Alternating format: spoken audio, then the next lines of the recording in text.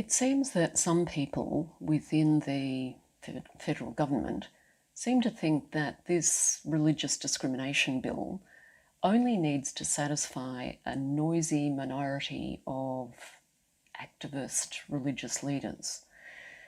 For example, Senator Concetta Fierravanti-Wells has said, "As I have repeatedly stated, ultimately, Australians of family and faith will look to assurances given by faith leaders to their congregations that the bill fully protects their religious freedom."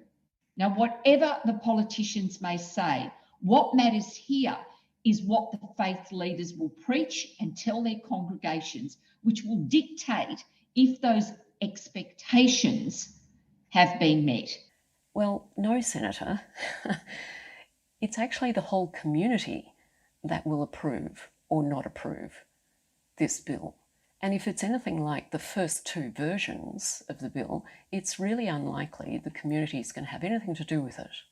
The first two drafts of this religious discrimination bill privileged religious rights above any other rights.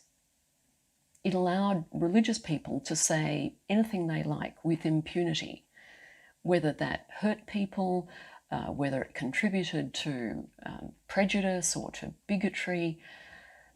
Look, we know for a fact that conservative religious leaders are way out of step with their own congregations. Most mainstream Christians, whether they're Catholic, whether they're Anglican, whether they're Uniting Church, they support social reforms like same-sex marriage, like access to abortion services, like voluntary assisted dying. The last thing we need coming out of this pandemic is a bill that divides Australians, particularly along religious lines. Let's not have this bill.